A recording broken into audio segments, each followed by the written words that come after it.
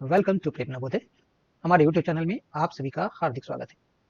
प्यारे बच्चों, 5 important question की सीरीज में एक बार फिर 5 सवालों को आपके सामने लेकर आया हूं। इस वीडियो को अंत तक देखें एवं जवाहर नवोदय में सफल होने के अपने सपने को साकार करें। धन्यवाद। क्वेश्चन नंबर 1, 4 मीटर 2604 सेंटीमीटर को सेंटीमीटर में परिवर्तित कीजिए।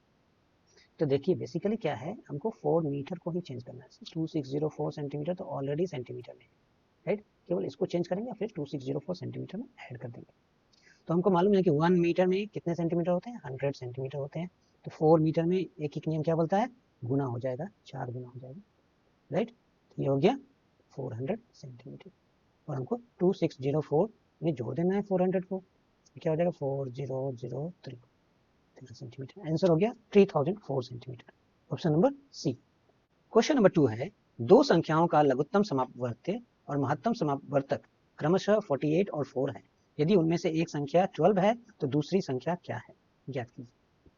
तो दो संख्याओं के लिए एक बड़ा ही इंपॉर्टेंट फॉर्मूला है कि अगर दो संख्याएं a और b हो तो उनका जो गुणनफल होता है वो उनके एलसीएम और एचसीएफ के गुणनफल के बराबर होता है, लसा एवं मौसा के गुणनफल के बराबर होता है, राइट। तो यहाँ पे क्या है, एक संख्या तो हमको मालूम है 12, दूसरी संख्या नहीं मालूम है। एलसीएम मालूम है 48, एचसीएफ मालूम है 4। यानी हम लोग क्या करेंगे, इस 12 को शिफ्ट करेंगे, हमको दूसरी संख्या मिल जाएगी। 48 इंटू 4 ये हो जाएगा बटा 12, 12। तो 12 के टेबल में 4 बार में कट जाएगा, तो 4 इंटू 4 यानी 16। आंसर हो जाएगा ऑप्शन नंबर ए। ये बहुत ही इंपॉर्टेंट फॉर्मूला है, इसको हम लोग अच्छे से याद रखेंगे एग्जाम के लिए, राइट। क्वेश्चन नंबर 3, आकृति में angle AOP, angle BOC, angle COD, angle DOE के माप क्रमशः क्या है। एंगल यानी कोण। कोण को नॉर्मली हम लोग 3 तरह से डिनोट करते हैं। मान लीजिए आपके पास ये कोण है, ये पॉइंट है P, ये मान लीजिए Q है, ये पॉइंट मान लीजिए R है। ये बेसिकली रे से बना होता है, किरणों से बना होता है। तो एंगल P को या तो हम बोल सकते हैं सिंगल लेटर में एंगल P लिख सकते हैं। अगर 3 लेटर में लिखना है तो हम या तो Q से स्टार्ट करें या R से, इस केस में तो QPR या RPQ। ये जो एंगल जिस पॉइंट पे बन रहा है वो हमेशा बीच में रहेगा, राइट। तो उस तरह से हम लोग एंगल को डिनोट करते हैं, ये हमने सीख लिया। अब यहाँ पे एंगल AOB, BOC, COD और DOE बोला जाए तो बेसिकली x, 2x, 4x और 6x है, यानी इन चारों का मान निकालना है। दूसरी चीज, किसी भी बिंदु पर जितने भी एंगल बनते हैं, मान लीजिए एक एंगल ये बना, ये एक एंगल बना, और मान लीजिए एक एंगल ये बना और एक एंगल ये बना, इन तीनों जितने भी एंगल बनेंगे सारे एंगल को अगर हम जोड़ेंगे तो उनका जोड़ जो है हमेशा 360 डिग्री होगा, सारे एंगल को जोड़ देंगे, राइट। इस कंसेप्ट को हम लोग यूज करेंगे। तो यहाँ पे क्या क्या एंगल बन रहा है, एक बन रहा है x बन रहा है, एक 2x बन रहा है, एक 4x बन रहा है और एक 6x बन रहा है। तो थोड़ा जूम कर लेते हैं, राइट। और इन सब का जोड़ प्लस 100 भी बन रहा है, ये वाला 100 भी बन रहा है। इन सब का जोड़ जो होगा हमेशा 360 होगा। x, 2x, 4x और 6x को जोड़ेंगे तो क्या आएगा, 6 4 10 दोबारा एक 13x आएगा, प्लस 100 इक्वल टू हो जाएगा 360 डिग्री, राइट। अब हम लोग क्या करेंगे, इस 100 को शिफ्ट कर देंगे तो 13x इक्वल टू हो जाएगा 360 डिग्री माइनस 100 डिग्री। शिफ्ट करने पे प्लस वाला माइनस हो जाएगा, तो ये हो गया 260 डिग्री, 13x। तो x का वैल्यू क्या हो जाएगा, अब 13 क्या है, 13 इंटू एक्स है तो गुना है, तो वो साइड चेंज करेगा तो क्या हो जाएगा, बटे में चला जाएगा। 13 से 20 बार निकल गया, एक्स का वैल्यू हमको मिल गया 20 डिग्री। इसका मतलब है x अगर 20 डिग्री है तो 2x कितना होगा, 2 गुना यानी 40 डिग्री, 4x कितना होगा, 4 गुना यानी 80 डिग्री, और 6x क्या होगा, 6 गुना यानी 120 डिग्री। यही हमारे चारों एंगल हैं, 20, 40, 80, 120। देखिए ऑप्शन नंबर ए ही आपका करेक्ट हो गया, पहला ही ऑप्शन में है 20, 40, 80, 120। Option number A is correct. Question number 4, एक व्यक्ति को 45 किलोमीटर चलने में 3 दिन का समय लगता है, 75 किलोमीटर चलने में उसे कितना समय लगेगा। तो इसको हम लोग दो तरह से बना सकते हैं, एक तो फॉर्मूले का इस्तेमाल करके, दूसरा एक एक नियम का इस्तेमाल करके। तो पहले हम लोग देखेंगे एक एक नियम का इस्तेमाल। 45 किलोमीटर चलने में उसे कितना दिन लगा, 3 दिन, राइट। तो 1 किलोमीटर चलने में उसे कितना समय लगेगा, 3/45 दिन, राइट।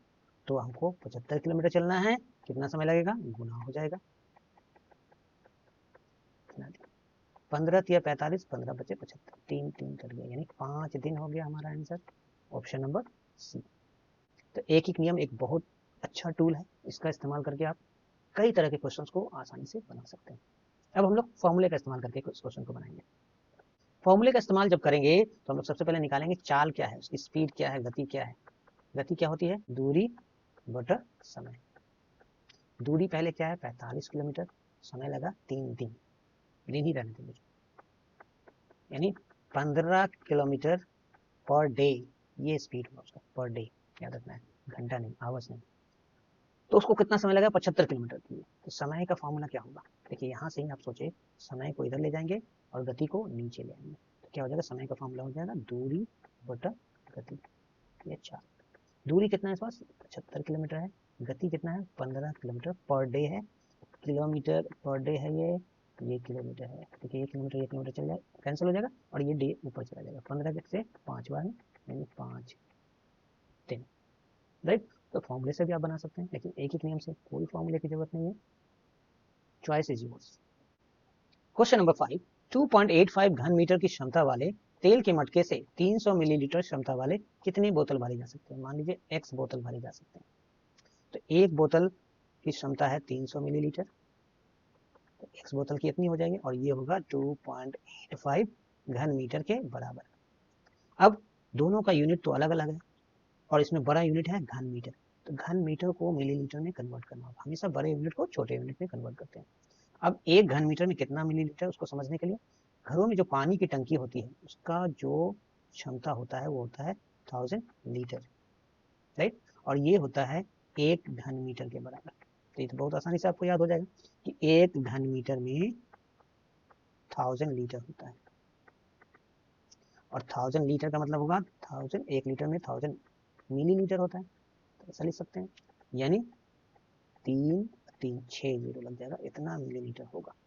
कॉमा लगा दे तो आपको पता चला है कि 10 लाख मिलीलीटर होता है 1 घन मीटर में।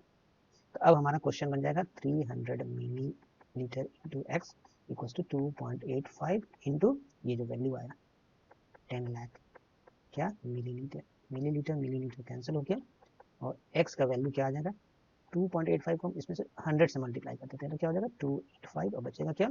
4 जीरो अपनी बच जाएगा, बटा 300 जब शिफ्ट होगा तो बटा में चला जाएगा, 2 जीरो कैंसिल हो गया, 3 से 3 नंबर 27 बचा 15, 5 बार 95 इंटू 100 क्या हो जाएगा? 9500, यानी इतने सारे बोतल भरे जा सकते हैं। Option number C. प्यारे बच्चों, आज की वीडियो यदि पसंद आई हो तो इसे लाइक करें, अपने दोस्तों के साथ शेयर करें एवं इस चैनल को सब्सक्राइब जरूर करें। धन्यवाद।